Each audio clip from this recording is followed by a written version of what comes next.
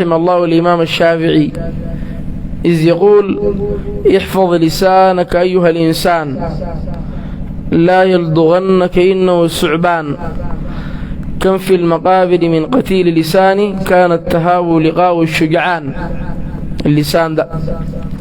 وقال أحد العارفين مر برجل وتحدث هذا الرجل بكلام في غير طاعة الله، فكتب إليه هذه الأبيات، قال: لمنع اللسان من الكلام لأنه هدف البلاء وجالب الآفات، فإذا نطقت فكل ربك ذاكرا لا تنسه واحمده في الحالات.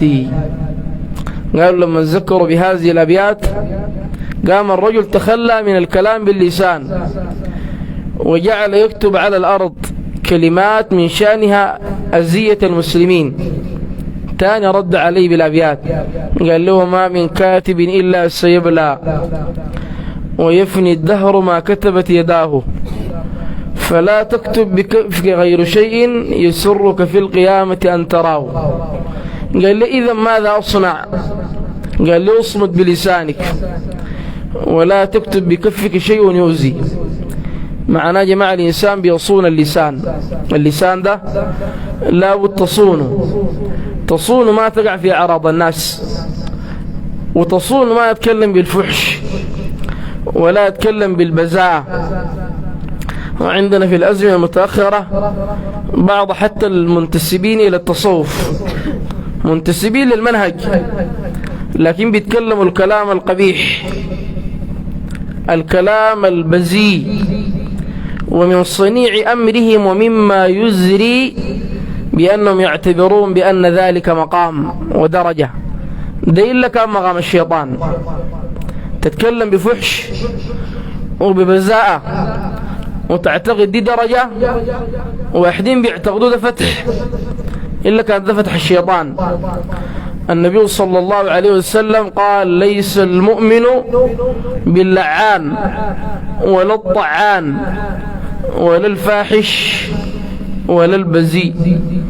ولله در العلامة المقدسي الصوفي يحدثنا عن هؤلاء، يقول: ذهب الرجال وحال دون مجالهم وجال دون مجالهم زمرا من الأوباش والأنزال، زعموا بأنهم على آثارهم ساروا ولكن سيرة البطال، لبسوا الدلوق مرقعا وتغشفوا كمتغشف الأبطال والأبدال. لكن الشاهد قال: جعلوا المرى فتحا وألفاظ الخطأ شطحا وصالوا صولة الأدلال.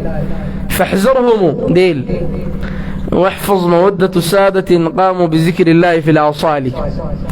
ما فيش حاجة بسموها إنسان يتكلم كلام بالفحش أو البذاءة وينسب ذلك إلى منهج أهل الوضاء والمعرفة الذين لا يقولون إلا صواب ولا ينطقون إلا حق، الذين يزنون الكلام بالقسطاس، حتى كلامهم المباح يعدونه عدا.